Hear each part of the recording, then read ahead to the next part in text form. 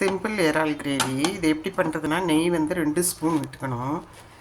இறாலை வந்து போட்டுடணும். போட்டுட்டு அதுலேயே கொஞ்சமாக கொத்தமல்லி தூள், கொஞ்சமாக சோம்பும் பூண்டும் இடித்தது, கொஞ்சமாக மிளகுத்தூள், இவ்வளவே போட்டு தண்ணியை தெளிக்கணும்.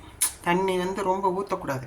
இப்போ இது இருக்குது பாருங்கள், இதில் வழியே இருந்தது, இவ்வளோ தான் ஊற்றிருக்கேன். கால் பகுதி தான் ஊற்றிருக்கேன், தெளித்த மாதிரி. அப்படியே அந்த நெய்யிலேயே போட்டு வரட்டி சும்மா 2 மினிட்ஸ் வேக வச்சு எடுக்கணும். அப்படியே ஸ்பாஞ்சு போல் இறால் ரெடி. உப்பு போடணும், மஞ்சத்தூள் போட்டு தான் கலவுறோம், அதனால எதுவும் தேவையில்லை. இறாலை வந்து வெயின் க்ளீன் பண்ணியே வாங்கிட்டு வந்துடணும். வாங்கிட்டு வந்துட்டு இது போல் நொடியில் ரெடி இறால்.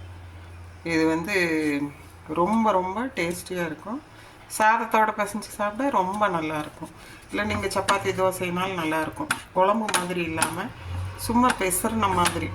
வேறு எது கருவேப்பிலை மல்லித்தலை எதுவுமே போடல. சோம்பு பூண்டு 2 இடித்து போட்டிருக்குறோம் கொஞ்சமாக, அவ்வளோதான். அந்த டேஸ்ட்டு தான். ரொம்ப சூப்பராக இருக்கும். ரொம்ப ஒன்றும் செலவும் இல்லை. செய்து பாருங்கள். சப்ஸ்கிரைப் பண்ணிட்டு பாருங்கள் என்னோடய சேனலை. நான் இப்போ பரிமாறிட்டு உங்களுக்கு காமிக்கிறேன்.